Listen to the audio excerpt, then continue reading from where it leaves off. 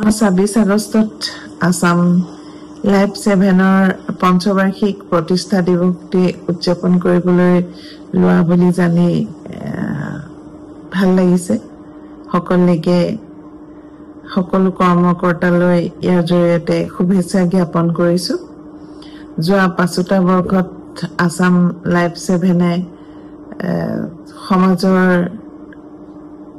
বিভিন্ন দিশত অসমৰ চুকে কোণে বিশেষকৈ গাঁও অঞ্চলত বিভিন্ন দিশত সামাজিক ক্ষেত্ৰতে হওক বা অৰ্থনৈতিক ক্ষেত্ৰতে হওক, শিক্ষাৰ ক্ষেত্ৰতে হওক, সকলো দিশতে, সাংস্কৃতিক ক্ষেত্ৰতে হওক, সকলো দিশতে সমাজলৈ অৰিহণা আগবঢ়োৱা লোকসকলক ৰাইজৰ আগলৈ আনি পৰিচয় কৰাই দি যি অনুপ্ৰেৰণা যোগালে সি সঁচাকৈয়ে শলাগিবলগীয়া।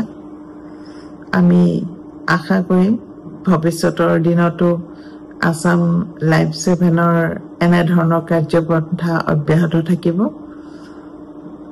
লগতে বৰ্তমান সময়ৰ প্ৰেক্ষাপটত ঘটি অহা ঘটনা, বিভিন্ন ধৰণৰ যুক্তিযুক্ততা,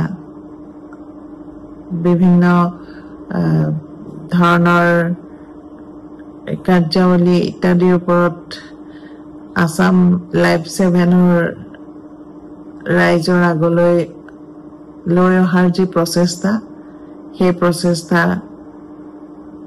অব্যাহত থাকক শুভেচ্ছা যাচিলো।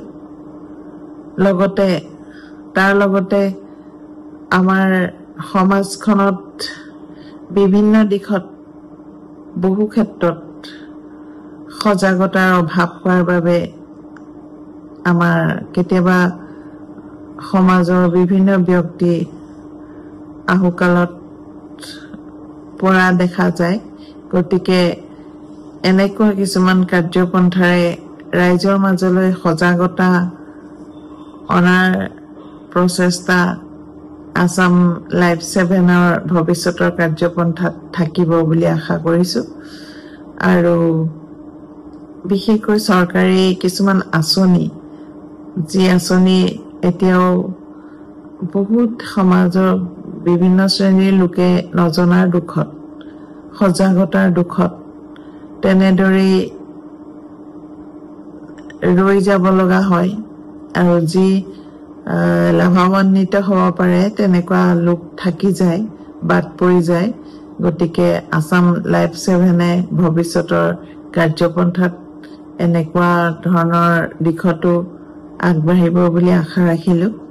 পুনৰবাৰ আসাম লাইভ 7-ৰ পঞ্চম প্ৰতিষ্ঠা দিৱসৰ উপলক্ষে সকলোলৈকে আন্তৰিক শুভেচ্ছা জ্ঞাপন কৰিছো।